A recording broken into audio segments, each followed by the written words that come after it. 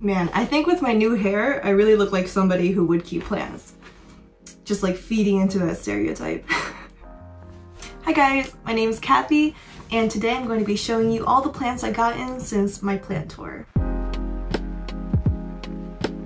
Today is February 10th, 2021, almost Chinese New Year, so happy Chinese New Year to anyone who celebrates.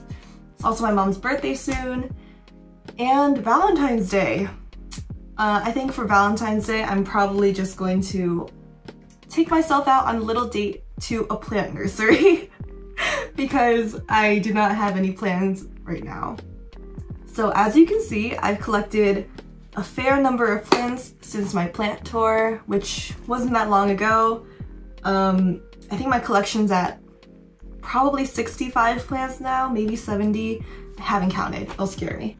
So I thought I'd talk about them with you because these, of course there's the big one over here, but these are a little bit more rare mostly, and I think that they're really cool. My first new plant is my cat palm that is right behind me, and it's huge. I've had to move my mirror out of here. My bird of paradise that was here is not doing well. I think it came to me with root rot, and it's just been slowly declining since then. So it is currently in rehab, but I really wanted a plant to fill up this space, and this cat palm does the job. It's super, super big, it has a bunch of new fronds coming in, and if I don't spin it correctly, then these leaves will tickle me in my sleep. It's that big. My second plant is my monstera siltepecana. I really wanted rare monstera varieties for a while, and I finally got this one as a gift. And as you can see, it's super, super long. I really need to put it on a pole or something, but I don't want to mess with it until the springtime. But when I got it, it was probably around here, and all of this is new growth. So it's been a really fast grower for me. I do give it pretty ideal conditions though. It does get the brightest indirect light of my room, and it's rewarded me with all of this. My next plant is another monstera peru, and this was featured in my top 10 favorite houseplants for good reason. I love this plant.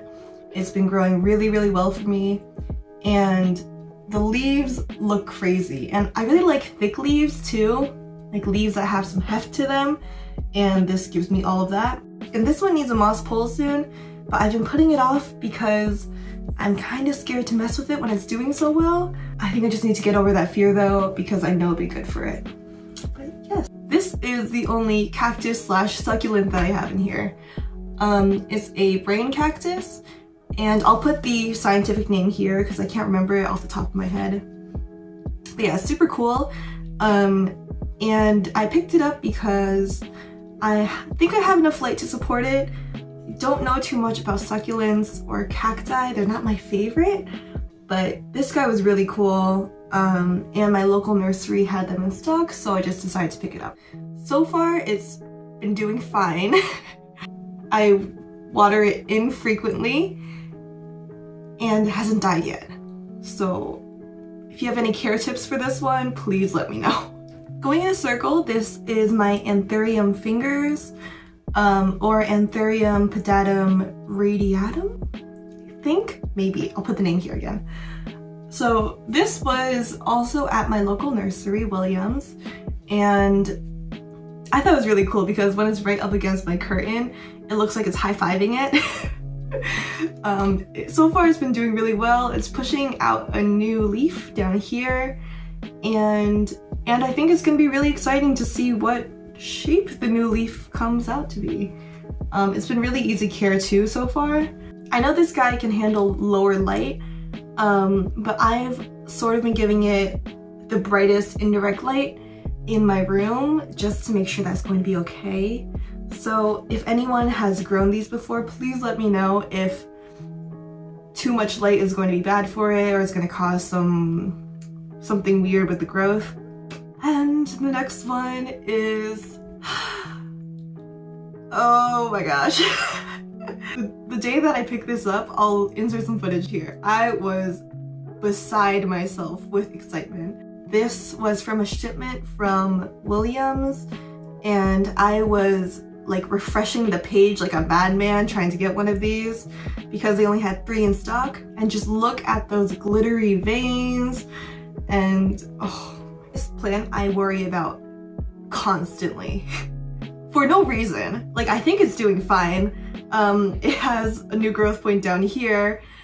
I know these guys are slow growers, but I know these guys like 70 to 80% humidity, so it's been right next to my humidifier for the optimal humidity, you know? And like every day I just look at this plant because it makes me so happy. This is the most expensive plant in my collection, but I think it's worth it, and I think I'm at like a good enough skill level where I'm not just going to, you know, throw a bunch of money at a plant and hope that it sticks without knowing how to care for it, you know? Speaking of rare plants, this is a scindapsus treubii moonlight. It's been giving me some headaches because when I got it, it looked perfect, right? But then the next day I noticed that there was this like break in the little vein that runs in the middle of the plant on this leaf. And then this leaf started yellowing. I was like, you know, crap. The other 2 leaves seem to be doing okay for now, but this leaf makes me really sad. And these guys I know are slower growers, so it will probably be a while before I have another leaf. But as long as the root system and the rest of the plant is doing okay, it's fine. But these leaves are so pretty. I love the silver color. This next one is a pretty common variety. It is a Hoya carnosa queen, I think, or princess. I always mess them up because I'm not really that into Hoyas. It's one of the 2, and I really want to get more into Hoyas this year, even just the common varieties, because I know that they can do well in my bright light, but for some reason I don't have the best luck with them. So I'm trying to fix that this year. And this guy was super reasonably priced. I got it from an Etsy seller, and I really like seeing all the variegation on its new leaves. I think that's really pretty. This next one is a philodendron silver sword. This was from an Etsy shop that was having like a pre-sale discount on these. Basically, if you pre-ordered them, then you would get a discount. So I think I got this guy for a pretty reasonable price. It's super pretty. It looks sort of like the scindapsus, except without the darker markings. And yeah, it has a new growth point already. And I am willing to spend a little bit more money on rarer philodendrons just because I know that they do well for me and I know how to take care of them.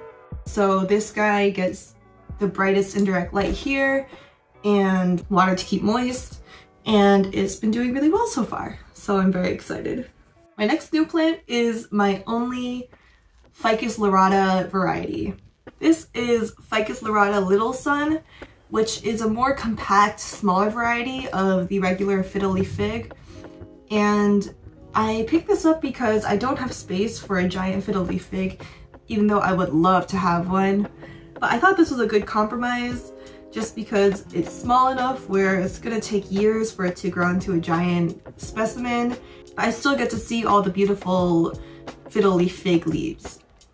This newest leaf came out with edema right when I first got it, so I've been keeping an eye on how much I water this plant, only watering when dry basically, and this guy gets really bright indirect light, so I'm hoping that the next leaf will not have these ugly red spots on them, but we will see because I know these guys are notoriously fickle with their watering.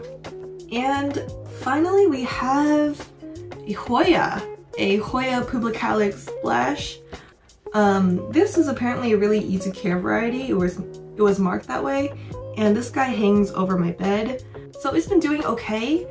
The new leaves are sort of bendy, and the last time this happened I like panicked and I had to go ask Reddit what happened. I watered it and they got better, but like the back sides don't look great.